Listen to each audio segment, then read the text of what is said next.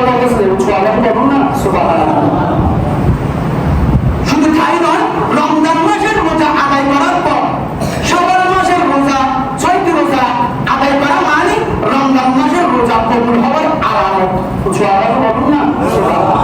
কেননা মহান আল্লাহ তাআলা বান্দার কোনো আমল যদি কবুল করে, বান্দার কোনো ভালো কাজ যদি কবুল করে, বান্দার কোনো ইবাদত যদি কবুল করে, তাহলে মহান আল্লাহ তাআলা ওই কাজের পর, ওই ইবাদতের পর, ওই আমলের পর আরো আমল করার তৌফিক দান করেন।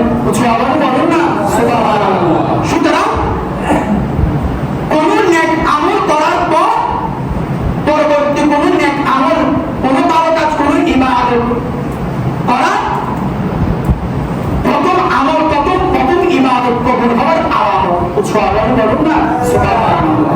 আমরা যারা এই মাসের মধ্যে 6টি রোজা রাখতে পারবো, রমজান মাসে আমাদের রোজা কবুল হয়েছে, এদের একটা লক্ষণ আলামত বুঝে যাবে। আল্লাহ বলুন না সুবহানাল্লাহ। অতএব এই মাসের মধ্যে আমরা 6টি রোজা রাখবো। এই রোজাগুলো ধারাবাহিকভাবে একের পর এক রাখা যায়, কিন্তু 2 দিন পর পর, 2 দিন পর পর একটা এরকম করে 6টা রোজা রাখা যায়। এই রোজাগুলো রাখা সুন্নাত। আর এই রোজাগুলো রাখলে, রমজানের রোজা সবগুলো আদায় করলে পুরো 1 বছরের রোজা কি পাবো?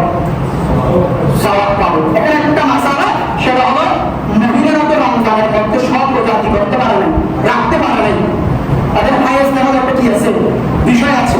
তো তারা কি করবে? তারা কি আগে কি শাওয়াল মাসের 6টি রোজা রাখবে, নাকি রমজানের মধ্যে রোজা রাখতে পারে না এগুলো আদায় করবে?